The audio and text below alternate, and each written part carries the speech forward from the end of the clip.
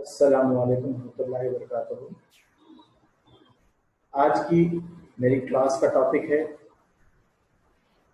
Ledger accounts यानी laser खाते, जिसे हम बही खाते भी कहते हैं। ये जो टॉपिक है ये बीकॉम फर्स्ट ईयर के लिए फाइनेंशियल अकाउंटिंग के लिए ये टॉपिक है, फाइनेंशियल अकाउंटिंग का टॉपिक है। लेजर खाते यानी लेजर अकाउंट्स जो होते हैं वो जनरल अकाउंट जो है एंट्रीज के बाद लिखे जाते हैं, यानी जेनेटिक्स के बाद का दूसरा सबक, दूसरा जो है चैप्टर लेजर खाते होते हैं। यानी जनरल रिजात को लिखने के बाद उसको लेजर में पोस्ट किया जाता है, जनरल से लेजर में पोस्ट किया जाता है एंट्रीज। तो हम जो है आज जर्नल के बाद का जो टॉपिक है लेजर किसे कहते हैं वो देखिए। तो सबसे पहले हम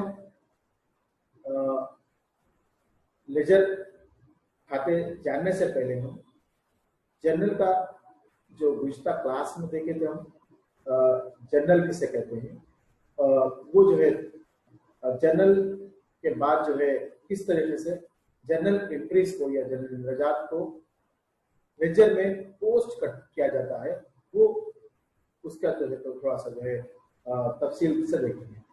तो सबसे पहले जो है हम जर्नल इंद्रजात जो लिखे थे हम दोहरे इंद्रजात के उसूल के मुताबिक उन जर्नल इंद्रजात को जो ताजीर लिख लेता है, लिख कर रखता है, उनको वक्त ब वक्त जो है लेजर खातों में पोस्ट करता है। तो इस तरीके से लेजर खाते जो है इस तरीके से होंगे। लेजर खाते दरअसल जो है लेजर खातों के जो है मानों के बारे में अगर हम देखें तो लेजर खाते किसे कहते हैं। तो लेजर खातों का यहाँ पर हम थोड़ा सा जो है इसकी तारीफ या मफ़हूम देखेंगे, इसके माने या मफ़हूम। तो सबसे पहले अगर हम देखें कि लेजर खाते क्या है, तो ताजिर की जानिब से जनरल निजात में जनरल निजात को जर्नल में दर्ज करने के बाद उनको लेजर खातों में यानी बही खातों में पोस्ट किया जाता है या फॉरवर्ड किया जाता है।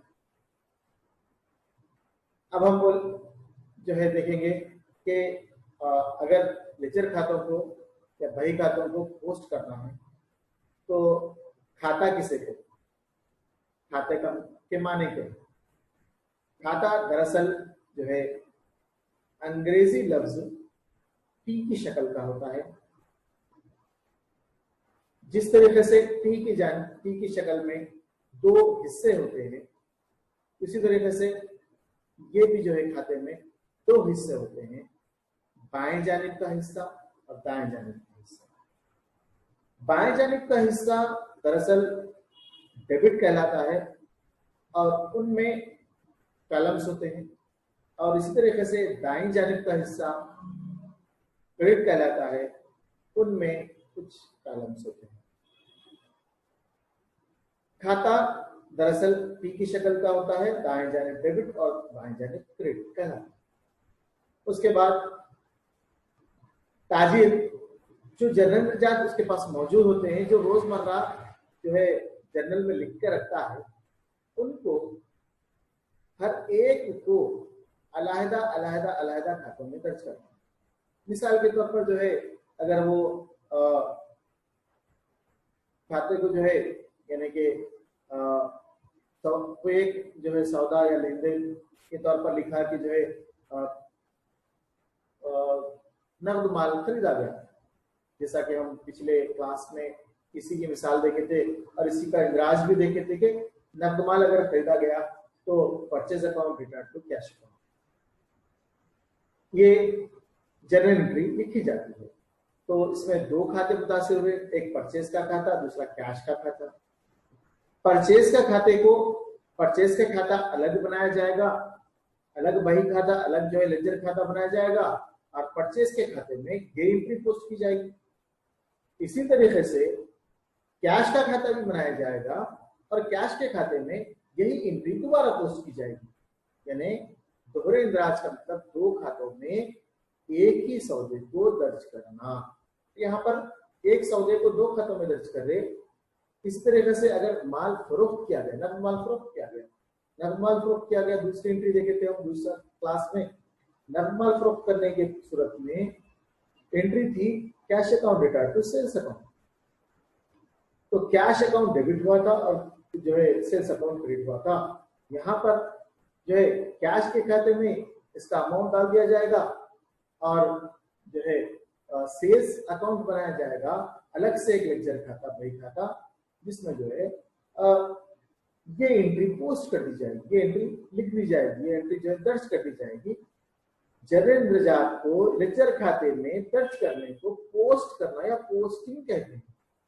तो लिहाजा जर्नल से जो इंद्रजात लेजर में दर्ज किए जाते हैं, उन दर्ज करने के इंद्रजात को पोस्टिंग करना कहते हैं।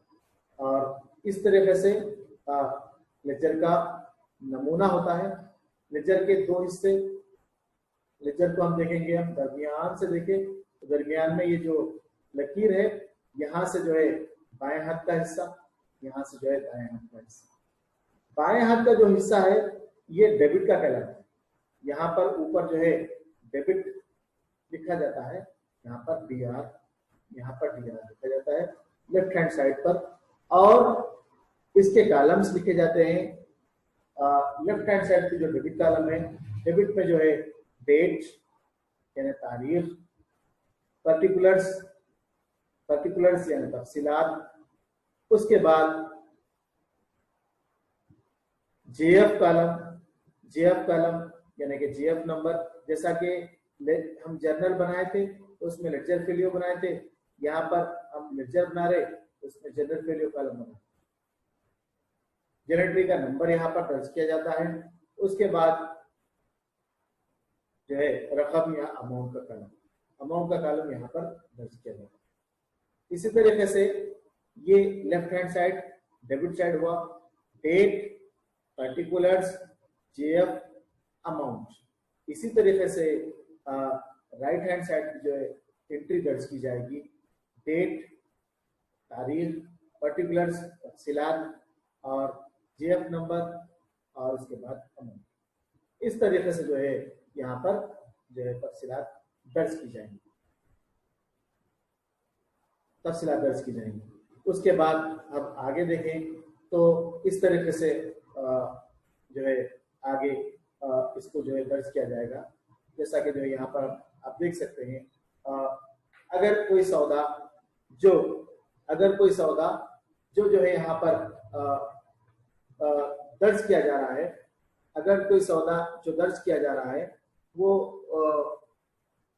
यहाँ पर जो है इसको अगर हम समझेंगे कि ये जो खाता है लेजर अकाउंट जो है ये कैश अकाउंट है। मिसाल के तौर पर हम इसको कैश अकाउंट अगर हम जो इसको बनाएंगे, कैश अकाउंट बनाएंगे, इसको जो है हम कैश अकाउंट बनाएंगे।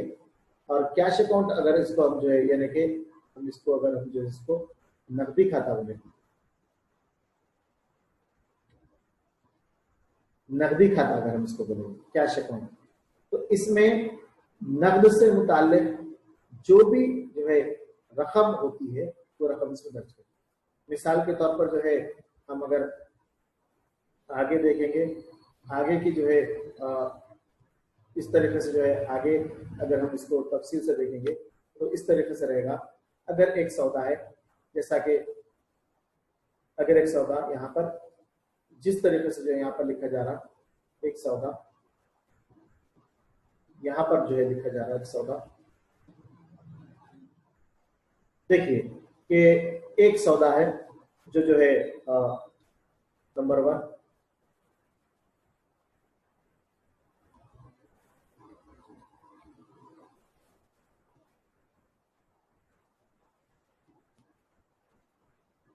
परचेज गुड्स फॉर कैश, यानी नकद माल खरीदा गया। अगर नकद माल खरीदा गया और रकम जो है यहाँ पर डाली गई 5,000 रुपये, तो इसकी जो एंट्री लिखे थे हम, इसकी एंट्री इस तरीके से थी कि purchase goods of cash, purchase goods for cash, ये जो सौदा है, नकद माल खरीदा गया, इसके लिए हम एंट्री जो जनरेटर लिखते हैं, purchase account data to cash account, यानी कि जो है खरीद का खाता डेबिट और नकद खाता क्रेडिट।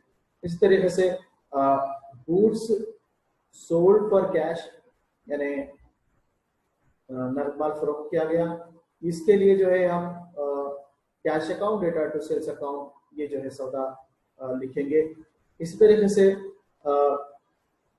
अगर हम सैलरीज अगर जो है पेड करते हैं, यानी salaries paid for the month of July, तो इसके लिए जो है एंट्री आएगी salaries account data to cash account.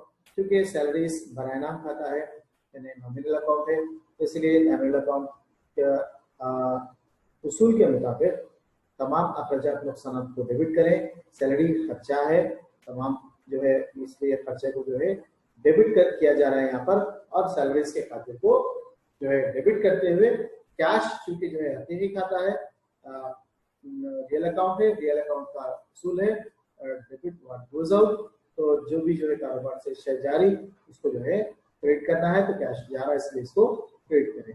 तो इन सौदों को जो है हम कैश अकाउंट में, चूंकि यहाँ पर हर एक में कैश जो है यहाँ पर मौजूद है, हर एक सौदे में कैश अकाउंट मौजूद है।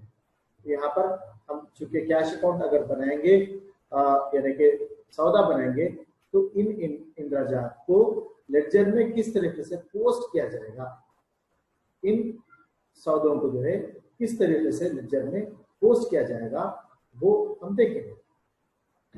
तो सबसे पहले जो है हम अगर कैश अकाउंट बना रहे हैं, नकदी खाता बना रहे हैं, तो जो है ऊपर यहाँ पर जो है यहाँ पर इस तरीके से लेफ्ट हैंड साइड में डेट के ऊपर, यहाँ पर लेफ्ट हैंड साइड में जो है ऊपर यहाँ पर इसको जो है डेटा DR लिखेंगे डेबिट साइड, और यहाँ पर अमाउंट के राइट हैंड साइड में ऊपर, अमाउंट के ऊपर यहाँ पर जो है राइट हैंड साइड में यहाँ पर CR लिखेंगे, यानी क्रेडिट साइड। उसके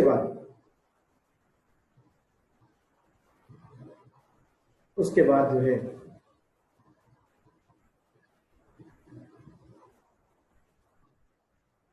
ऊपर यहाँ पर लेफ्ट साइड में डेटा, अब यहाँ पर जो है क्रेडिट लिखा है।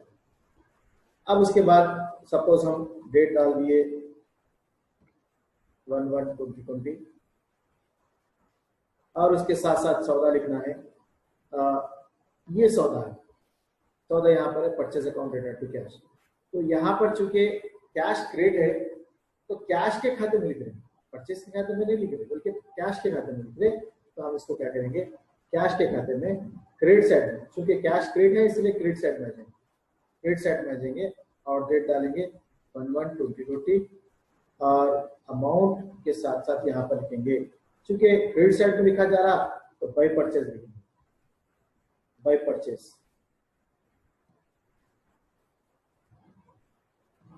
अकाउंट या पूरा अकाउंट बाय परचेज अकाउंट, और अमाउंट के कॉलम में अमाउंट डाल देंगे 5,000 क्रेडिट साइड से शुरू हो।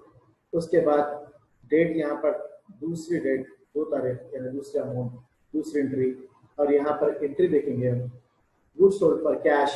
तो यहाँ पर दूसरा सौदा जो हो रहा, कैश का सौदा हो रहा, यहाँ पर जो है कैश से जो है माल फरोख्त किया जा रहा, कैश अकाउंट यहाँ पर डेबिट हो रहा। तो लिहाजा कैश अकाउंट के डेबिट में यहाँ पर हम एंट्री लिखेंगे 2, और यहाँ पर लिखेंगे सेल्स अकाउंट, और अमाउंट यहाँ पर लिखेंगे 10,000 रुपीज, 10,000 रुपीज। यानी कैश अकाउंट के डेबिट में, यानी कैश अकाउंट डेबिट में तो डेबिट में लिखना है, कैश अकाउंट क्रेडिट में लिखना है तो क्रेडिट है तो क्रेडिट में लिखना है। डेबिट में लिखते वक्त टू लिखना है और क्रेडिट में लिखते वक्त फाइव लिखना है। डेबिट जो है टू से शुरू किया जाता है और क्रेडिट जो है फाइव से शुरू किया जाता है। इस तरीके से और एक यहाँ पर सौदा है सैलरी का, चूंकि कैश यहाँ पर भी क्रेडिट साइड में, यहाँ पर भी क्रेडिट साइड में है, तो लिहाजा इसको क्या करेंगे हम, इसको क्या करेंगे हम यहाँ पर डेट डालेंगे 3 जनवरी 2020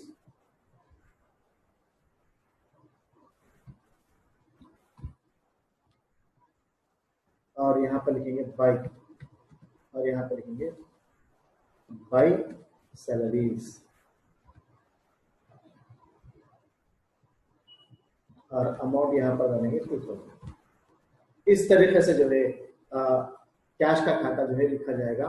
अगर जो कैश अगर जो है यहाँ पर डेबिट हो रहा, जैसा कि यहाँ सौदे में जो है दूसरे सौदे में कैश डेबिट हुआ था तो डेबिट साइड में, और पहले सौदे में जो है कैश जो है क्रेडिट हुआ था तो क्रेडिट में लिखे। इस तरीके से तीसरे सौदे में कैश क्रेडिट हुआ था तो क्रेडिट में लिखे। तो इस तरीके से जर्नल एंट्रीज को लेडजर में पोस्ट किया जाता है। पोस्ट करने के बाद अब क्या काम करते हैं, अब काम ये करेंगे कि जो है इसका बैलेंस करेंगे, इसका बैलेंस करेंगे। बैलेंस यहाँ पर अमाउंट हुआ, अमाउंट टोटल हुआ 10,000, तो इस साइड में 10,000 हुआ। उसके बाद क्रेडिट साइड में मंथ का एंड जो भी जो है डेट होती है मंथ के एंड की, वो डेट लिखिए क्रेडिट साइड में।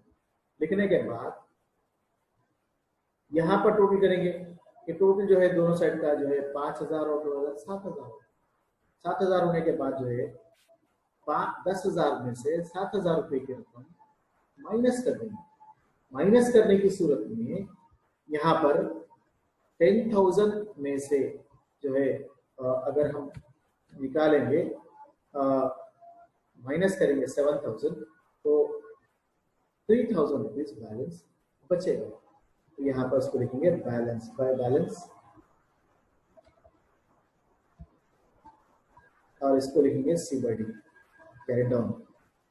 इसको लिखेंगे कैरी डाउन और यहाँ पर अमाउंट डालेंगे 3,000 रुपीज और दोनों साइड का टोटल बराबर कर देंगे 10,000 रुपीज। इस तरीके से बैलेंस कंप्लीट करने के बाद 1 फरवरी 2020 तो जो है ये बैलेंस को जो है हम क्या करेंगे, उसको आगे फॉरवर्ड करेंगे दूसरे मंथ के लिए। इसको लिखेंगे टू बैलेंस ब्रॉट डाउन, जिसको हम बी बाई डी लिखेंगे और ये अमाउंट यहाँ पर अमाउंट निकालने में 3,000 रुपीज बताएंगे। तो इस तरीके से लेजर अकाउंट को लिखा जाता है। लेजर अकाउंट को इस तरीके से दर्ज करते हैं। इस तरीके से जो है लेजर अकाउंट में एंट्रीज को, यानी जो जर्नल एंट्रीज है, जो हम पिछला क्लास में जर्नल एंट्रीज को देखे थे, हम जर्नल एंट्रीज के लिखने को देखे थे, या फिर जो है यहाँ पर भी जर्नल एंट्रीज में रफली जो है जर्नल एंट्रीज लिखा हूँ। इन जर्नल एंट्रीज को हम जो है किस तरीके से, इस तरीके से हम और एक खाता बनाएंगे परचेस का खाता, इसमें परचेस का अमाउंट लिखेंगे। और एक खाता बनाएंगे हम सेल्स का खाता, इसमें जो है हम सेल्स जो है के बारे में लिखेंगे। और एक खाता बनाऊंगा अपने सैलरीज का खाता, सैलरीज के बारे में। चूंकि परचेस का खाता बनाए और परचेस के खाते में परचेस अगर होगा तो वो चूंकि परचेस डेबिट हुआ तो इसमें लिखूंगा टू कैश, चूंकि डेबिट है तो टू कैश। और जो है सेल्स का खाता बनाऊंगा, चूंकि सेल्स का खाता क्रेडिट है तो इसमें लिखूंगा मैं बाई कैश। और सैलरीज अगर जो है का खाता बनाऊंगा और सैलरीज का खाता बनाने के बाद सैलरीज का खाता डेबिट हुआ तो इसमें लिखूंगा टू कैश।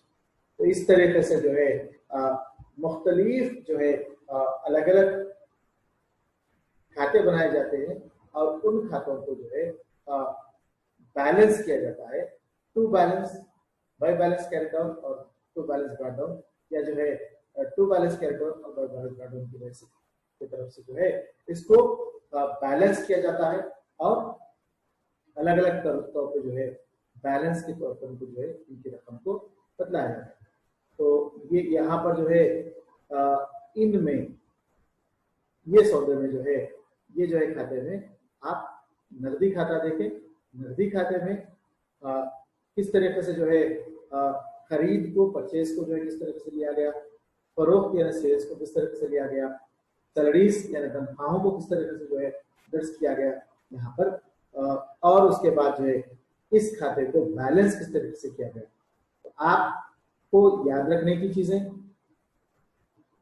सबसे पहले जो है लेजर अकाउंट के दो हिस्से होते हैं, दोनों जानिब 4-4 कॉलम होते हैं, date particular JF amount, date particular JF amount. उसके बाद दूसरी बात याद रखने की, आप जो है इसको जो है डेट वाइज यानी कि जो एंट्रीज है उन एंट्रीज को, जो एंट्रीज आपके सामने यहाँ पर जो है एंट्रीज लिखे जाएंगे, उन एंट्रीज को लेजर में, अलग अलग लेजर में, हर एक एंट्री में 2 लेजर होते, हर जो है एंट्री को अलग अलग लिखना पड़ता, अलग लिखना पड़ता। तो यहाँ पर अलग लिखते हुए जो है दर्ज करेंगे। और जो सौदा जर्नल एंट्री में, जो खाता जर्नल एंट्री में डेबिट होता है उसको डेबिट करना होगा, जो है खाता जर्नल एंट्री में क्रेडिट होता है उसको क्रेडिट करना होगा। जैसा कि यहाँ पर कैश का खाता डेबिट हो, यहाँ क्रेडिट हुआ था, पहला, दूसरा डेबिट हुआ था, तीसरा क्रेडिट हुआ था। चूंकि पहले जो है डेबिट क्रेडिट हुआ था तो इसलिए क्रेडिट साइड में ही लिखेंगे, क्रेडिट साइड में लिखेंगे। लेकिन भाई कैश के खाते में कैश के नाम में लिखते हैं, उस कैश के साथ सौदा हुआ क्या, परचेज हुआ।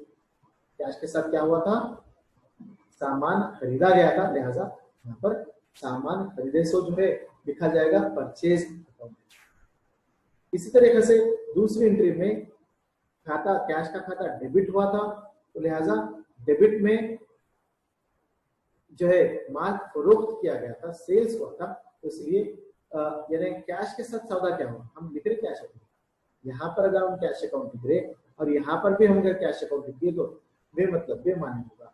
तो लिहाजा कैश के खाते में कैश के साथ सौदा हुआ क्या, क्योंकि कैश का खाता डेबिट हुआ इसलिए यहाँ पे डेबिट कर रहे हैं हम खाता, लेकिन कैश के साथ सौदा क्या हुआ वो सौदे को यहाँ पर दर्ज करेंगे टू सेल्स के तौर पर। उसी तरीके से सैलरीज तो जो है खाता डेबिट और कैश का खाता क्रेडिट हुआ था वहां पर, तो कैश का खाता क्रेडिट होता है क्रेडिट में, कैश के खाते के क्रेडिट में लिख रहे, लेकिन कैश के साथ क्या सौदा हुआ था, सैलरीज दिए गए, तो सैलरीज दिए गए थे, तो लिहाजा सैलरीज जब दिए जाएंगे तो सैलरीज के जो है खाते को जो यहाँ पर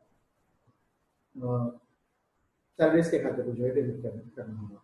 तो लिहाजा इस तरीके से सैलरीज का खाता हम डेबिट करें। तो इसके बाद जो है हम इसको बैलेंस करें, और बैलेंस सबसे पहले जो ज्यादा है उसको जो है टोटल कर लिया गया, ज्यादा है सो उसको जमा कर लिया गया, ज्यादा है सो 10,000 रुपीज, कम है सो जो है 7,000 रुपीज, ये दोनों। तो 10,000 में से 7,000 माइनस करने के बाद जो रिमेनिंग अमाउंट है, जो बचा हुआ अमाउंट है, उसको बाय बैलेंस कर दो, 3,000 रुपये बताया जाएगा। दोनों तरफ जो है टोटल मसावी कर दिया जाएगा, दोनों तरफ जो है इनको जो है अमाउंट को बराबर कर दिया जाएगा। उसके बाद जो है जो बैलेंस बचा वो बैलेंस को जो है यहाँ पर टू बैलेंस ब्रॉट डाउन के तौर पर नेक्स्ट मंथ के लिए जो है पोस्ट कर दिया जाएगा, नेक्स्ट मंथ के लिए जो है इसको जाहिर कर दिया जाएगा। तो ये जो है हमारा आंसर बचा, जो है जो बैलेंस के तौर पर रकम बचती है। तो इस तरीके से आज आप जो है देखें कि किस तरीके से जो है नकदी किताब यानी लेजर खाते जो है किस तरीके से लिखे जाएंगे, और लेजर खाते जो है होते क्या है, लेजर खाते जो है किस तरीके से तैयार किए जाते हैं, और खाता किसे कहते हैं, खाते की जो है तमाम तफसीलात भी क्या, और उसके बाद जो है लेजर खाते जो है किस तरीके से लिखे जाते हैं, और लेजर खाते में जो है किस तरीके से इंद्राजात पोस्ट किए जाते हैं, वो जो है यहाँ पर आप देखिए। इस तरीके से जो है आप लेजर खाते, मुख्तलिफ किस्म के लेजर खातों को बनाना होगा। सिर्फ मैं कैश का खाता बना के बताया, इसका मतलब ये नहीं कि सिर्फ कैश का खाता ही बनाते, बल्कि कैश के खाता, परचेज का खाता, सेल्स का खाता, मुख्तलिफ जो है अखराजात एक्सपेंसेस का खाता, मुख्तलिफ जो है आमदनियाँ होती है, रेंट रिसीव, डिस्काउंट रिसीव, बहुत सारी जो है आमदनियाँ होती है, आमदनियों का खाता। इसके अलावा रियल अकाउंट्स भी होते हैं, जैसा कि मशीनरी का खाता, फर्नीचर का खाता, या फिर जो है लैंड बिल्डिंग का खाता।